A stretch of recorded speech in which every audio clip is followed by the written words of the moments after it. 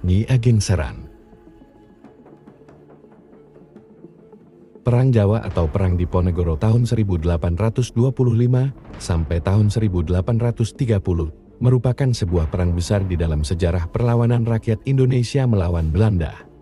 Pertama kalinya Belanda menghadapi sebuah pemberontakan sosial yang mencakup bagian wilayah yang besar, yaitu Jawa Tengah dan Jawa Timur, serta banyak wilayah di daerah pantai utara yang terlibat dalam pemberontakan ini. Awal permasalahan penyebab Perang Jawa terjadi pada masa pemerintahan Hamengkubuwono IV. Kekuasaan Belanda di Indonesia pada pertengahan abad ke-18 makin meluas, dan kerajaan-kerajaan Bumi Putera nampak semakin merosot keberadaannya. Hal itu karena perlakuan Belanda yang sewenang-wenang terhadap rakyat dan merendahkan martabat raja-raja Jawa menjadi pemicu pecahnya Perang Diponegoro. Nyi Ageng Serang bersama cucunya Raden Mas Papat langsung melibatkan diri, karena dari awal sudah sangat anti terhadap Belanda, bersama pasukannya menggabungkan diri dengan pasukan Diponegoro. Keberhasilan Belanda menguasai sebagian wilayah Indonesia menambah beratnya penderitaan yang harus ditanggung oleh bangsa Indonesia. Di berbagai penjuru Nusantara, rakyat hidup di bawah tekanan ekonomi yang semakin sulit. Hak-hak mereka dirampas begitu saja oleh penjajah. Bangsa Indonesia tidak menikmati jerih payah mereka sendiri. Melihat kenyataan di atas, muncullah tokoh-tokoh pejuang yang ingin merubah nasib bangsanya dengan memimpin pemberontakan melawan kolonial. Pada saat itu, pemberontakan mengalami perkembangan baru dengan munculnya pejuang wanita yang perannya tidak kalah pentingnya dengan pejuang kaum pria. Di antara sederet nama-nama pahlawan wanita tersebut, terdapat nama Nyi Ageng Serang, tokoh pejuang wanita dari Kerajaan Mataram. Dengan gigihnya, ia memperjuangkan hak-hak rakyat yang telah lama dirampas oleh penjajah. Sebagai seorang putri yang mempunyai darah juang dan dekat dengan rakyat, ia tidak rela melihat penderitaan rakyat di bawah tekanan bangsa-bangsa asing. Kekuasaan Mataram yang semula merupakan kerajaan terbesar di Jawa pada waktu itu, telah dapat digeser oleh Belanda. Bahkan pada abad ke-18, dengan segala kelicikannya, Belanda berhasil memecah kerajaan Mataram menjadi dua, yaitu Kasunanan Surakarta dan Kasultanan Yogyakarta. Namun, Kasultanan Yogyakarta mendapat pengawasan lebih ketat dari Belanda dibanding dengan Kasunanan Surakarta. Atas jasa-jasa Nyi Ageng Serang dan perjuangan melawan penjajah, kini nama Nyi Ageng Serang diabadikan sebagai pahlawan nasional oleh pemerintahan Republik Indonesia berdasarkan keputusan Presiden Republik Indonesia nomor 84 tahun 1974 tertanggal 13 Desember tahun 1974. Bagaimana kisah Nyi Ageng Serang selanjutnya?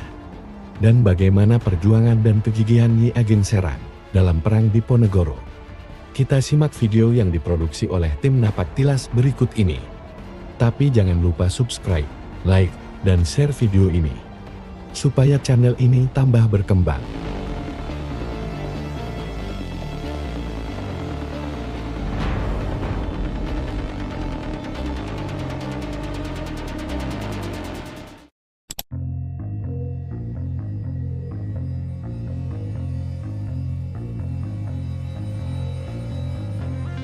Nyi Ageng Serang, bernama asli Raden Ajeng Kustiah Wulaningsih Retno Edi. Lahir di Serang, Purwodadi, Jawa Tengah, tahun 1752. Ia adalah anak dari Pangeran Ronggo Notoprojo yang bergelar Panembahan Ageng Serang. Pangeran Notoprojo menguasai wilayah terpencil dari Kerajaan Mataram, tepatnya di wilayah Serang yang sekarang berada di wilayah perbatasan Grobogan dan Sragen. Pangeran Notoprojo juga adalah penguasa wilayah Serang di Jawa Tengah, yang juga menjabat sebagai Panglima Perang di bawah Sultan Hamengkubuwono I. Di tahun 1746 sampai tahun 1755, pada saat pemberontakan Mangkubumi, Notoprojo diberi tugas sebagai pemimpin pasukan yang berlokasi di Serang, untuk menduduki tempat yang berlokasi di Semarang dan Rembang, yang dimanfaatkan sebagai sentral pemberontakan rakyat yang dipilihnya di Desa Serang yang berlokasi di pinggir Sungai Serang, tepatnya sebelah barat Kecamatan Sumberlawan, Grobogan. Pasukan pelopor gugus depan adalah pasukan yang dipimpin oleh Pangeran Notoprojo. Ketika melakukan pertempuran dengan kelompok lawan di Ungaran, Pangeran Notoprojo secara tidak sengaja kedatangan wakil yang diutus oleh Mangkubumi untuk diperintahkan Notoprojo agar mengakhiri peperangan. Atas permintaan Pangeran Mangkubumi, Notoprojo diminta untuk pergi ke desa Giante guna menemani Mangkubumi untuk melakukan perundingan perdamaian antara Belanda dan juga Sunan Pakubuwono serta Pangeran Mangkubumi. Dengan terpaksa, ia melakukan tugasnya tersebut agar bisa menghentikan pemberontakan. Namun, Notoprojo tidak bisa menerima permintaan dari Mangkubumi untuk pergi ke Giante. Pangeran Notoprojo mematuhi perintah Mangkubumi, namun tidak kembali ke Surakarta atau ke Yogyakarta. Pangeran Notoprojo mempunyai alasan bahwa dirinya sudah tua dan lebih senang tinggal di desa Serang. Akan tetapi alasan yang sesungguhnya karena ia tidak suka melihat hubungan politik Belanda dengan keraton. Dia tetap kekeh dengan pendiriannya yang anti terhadap Belanda. Pangeran Notoprojo tetap memimpin dan mengajarkan para pasukannya yang berada di wilayah Serang. Dengan dibantu kedua putranya, yakni Kai Ageng Serang dan Kustiar, atau banyak dikenal dengan nama Raden Ayu Ageng Serang atau Nyi Ageng Serang. Pemerintahan kolonial mengerti jika di Serang terdapat kekuatan sekumpulan orang yang menolak pengaruh dari luar yang dipimpin Pangeran Notoprojo. Secara tidak terduga pasukan Belanda menyerang desa Serang hingga suasana menjadi runyam, rakyat kalang kabut, berlarian masuk ke hutan, dan membuat perlawanan. Di keadaan yang serba runyam tersebut, putra Notoprojo memimpin pasukan rakyat dan dibantu oleh adiknya bernama Kustia. Akan tetapi, rakyat Serang justru mengalami kekalahan dan putra Notoprojo gugur di medan perang. Meninggalnya putra Notoprojo membuat Kustia sedih karena merasa kehilangan keluarga yang ia cintai. Usia Pangeran Notoprojo bertambah tua, tidak begitu lama dia meninggal dunia dan dimakamkan di desa Serang. Nyi Ageng Serang mulai beranjak dewasa, kemudian dapat diketahui cerita serta perjuangan yang ayahnya lakukan di saat menentang pengaruh Belanda. Ketika itulah ia bertekad melanjutkan cita-cita dari ayahnya yang sangat anti-kolonial, agar rakyat terbebas dari penderitaan yang selama ini mereka rasakan, dan berjanji, jika suatu saat nanti ia akan turun langsung ke medan perang untuk mengusir Belanda. Demi mempererat persaudaraan Sultan Hamengkubuwono I serta Pangeran Notoprojo, sebelum meninggal dunia membuat kesepakatan, jika putri Notoprojo yang bernama Raden Ajeng Kustia dengan Raden Mas Sundoro putra Sultan, agar dijodohkan menjadi suami istri. Kemudian Notoprojo menyetujui kesepakatan tersebut, karena jika tidak maka hubungan Serang dengan Yogyakarta bisa terputus setelah keduanya tidak ada.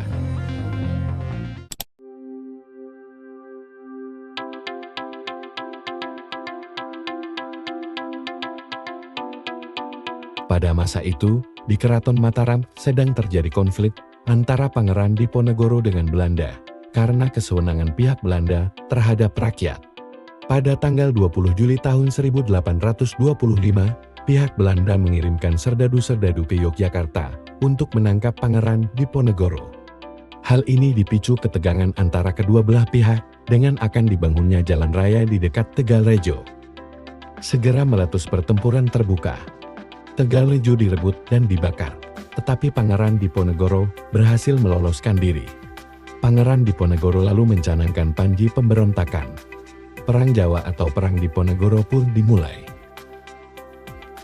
Pasukan Diponegoro semakin besar karena dibantu oleh kalangan bawah, khususnya petani yang banyak bergabung dengan pasukannya.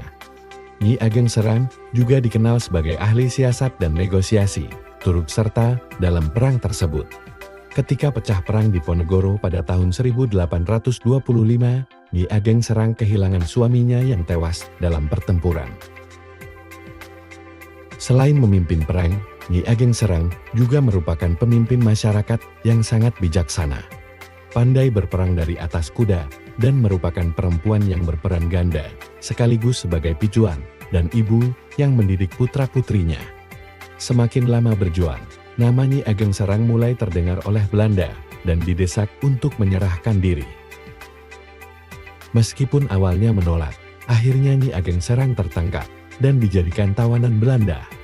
Setelah dibebaskan dari tawanan Belanda, Nyi Ageng Serang bertirakat atau semedi di Yogyakarta dan baru kembali ke Serang, Jawa Tengah saat perang di Ponegoro meletus. Saat itu usianya sudah tua dan tidak bisa berperang langsung, maka ia memimpin perang dari atas tanduk. Pernyataan perang terhadap Belanda tersebut tentu saja mendapat dukungan sepenuhnya dari Nyi Ageng Serang dengan Laskar Semut Irengnya. Nyi Ageng Serang dengan laskarnya ikut berperang melawan penjajah Belanda. Nyi Ageng Serang meneruskan perjuangan dan meskipun sudah lanjut usianya, ketika itu berumur 73 tahun, mendapat kepercayaan memimpin pasukan. Pasukannya membawa panji gula kelapa warna merah putih di daerah Jawa Tengah bagian timur laut. Selama perang tersebut, Nyi Ageng Serang menggunakan taktik penyamaran daun keladi atau daun lumbu. Daun lumbu wajib dibawa oleh setiap prajurit dan rakyat yang ikut berperang, yang nantinya digunakan sebagai payung ataupun bersembunyi. Dengan daun itu, Nyi Ageng Serang memerintahkan pasukannya melindungi kepalanya untuk penyamaran, sehingga tampak seperti kebun tanaman keladi jika dilihat dari kejauhan. Musuh akan diserang dan dihancurkan bila sudah dekat dan dalam jarak sasaran. Nyi Ageng Serang berjuang di daerah Grobogan, Purwodadi, Gundin, Kudus, Demak, Pati, Semarang, dan Magelang. Dalam perang gerilyanya, akhirnya beliau sampai di pinggiran Sungai Progo di daerah Dekso dan bermarkas di Bukit Trajumas, sebuah bukit yang sekarang dinamakan dengan Bukit Menoreh. Akhirnya, tempat tersebut dijadikan markas komando Nyi Ageng Serang. Nyi Ageng Serang oleh Pangeran Diponegoro dianggap sesepuh dan ahli atau penasehat strategi perang. Nyi Ageng Serang bersama Pangeran Diponegoro selain meningkatkan taktik daun keladi, juga membentuk pasukan khusus berani mati yang dinamakan pasukan Sesabet. Pada saat mesanggrah di Prambanan, Nyi Ageng Serang juga mengamati perkembangan yang terjadi di Keraton Yogyakarta. Pada waktu di tempat itulah, beliau mengetahui bahwa Sultan Sepuh sudah kembali dari pengasingan. Oleh sebab itu Jenderal Van Dijk menggunakan Sultan Sepuh sebagai umpan agar Pangeran Diponegoro dan Nyi Ageng Serang mau berkunjung ke keraton dan mengadakan perjanjian damai antara Sultan Sepuh, Pangeran Diponegoro, Nyi Ageng Serang dan Jenderal Van Dijk. Tetapi niat tersebut tidak tercapai. Perjuangan Nyi Ageng Serang di wilayah Kulon Progo tidak hanya melawan Belanda saja. Tetapi, yang membuat Nyi Ageng Serang sangat sedih adalah bahwa dia harus melawan antek-antek Belanda yang merupakan bangsanya sendiri. Salah satu antek Belanda yang paling dibenci adalah Ki Simbarjaya, karena dia adalah antek Belanda yang sangat kejam terhadap bangsanya sendiri. Dia tega merampas harta rakyat, adu domba, sampai menyiksa. Pertempuran demi pertempuran dimenangkan oleh Nyi Ageng Serang. Ki Simbarjaya berhasil ditaklukkannya dengan senjata cundrik dan selendang yang selalu menyertai Nyi Ageng Serang. Karena kesaktiannya, oleh masyarakat Serang, Nyi Ageng Serang dijuluki Jayang Sekar. Antek-antek Belanda lain yang berhasil dibunuhnya adalah Kyai Aras Langu dan Kyai Pentar.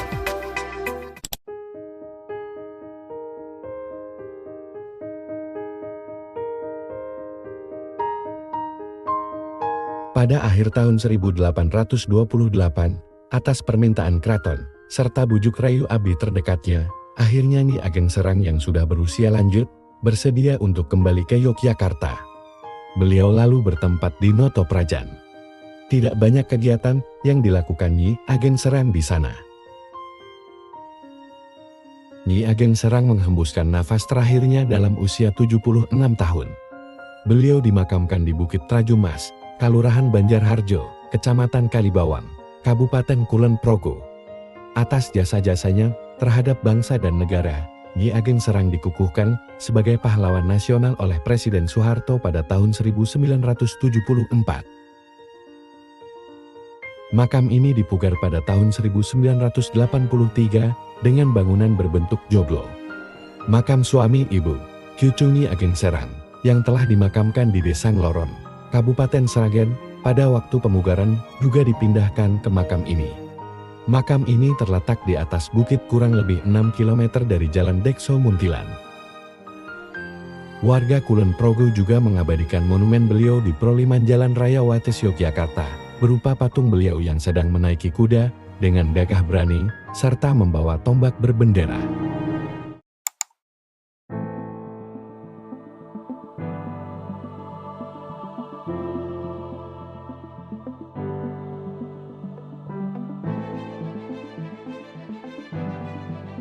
Pada masa perang, Pangeran Diponegoro bergerilya dan singgah di Kali Tengah selama 7 bulan, di rumah Nyi Ageng Serang. Pangeran Diponegoro adalah seorang yang taat beragama. Saat beliau mencari sumber air untuk berwudu, akhirnya menemukan Sendang Surau dan beliau beribadah di situ. Dahulu, ada sebuah surau di dekat sendang tersebut. Hingga saat ini sendang tersebut masih ada. Airnya tak pernah habis, meskipun musim kemarau. Di dekat sendang, terdapat peninggalan berupa batu, yang konon ada cap kakinya. Kini batu tersebut sudah dibalik, dan dikelilingi oleh tembok setinggi 1 meter. Di sekeliling sendang, terdapat hutan kecil bernama Hutan Suru. Banyak tumbuh pepohonan rindang, serta beberapa pohon yang sudah sangat tua berumur ratusan tahun, seperti pohon kecil, wadang, dan bendo, yang terletak di sebelah sendang.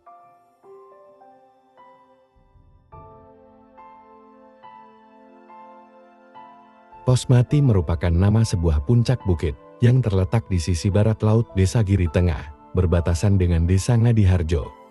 Menurut sejarah, pada zaman perang digunakan oleh Pangeran Diponegoro sebagai tempat pengintaian musuh, serta tempat penyimpanan benda-benda pusaka, seperti pedang, keris, dan tombak. Di atas puncaknya, terdapat 2 pohon pinus yang hidup sampai sekarang.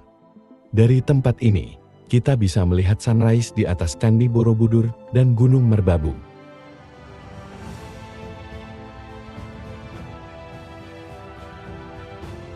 Bukit Limasan merupakan bagian dari perbukitan Menoreh yang menonjol keluar.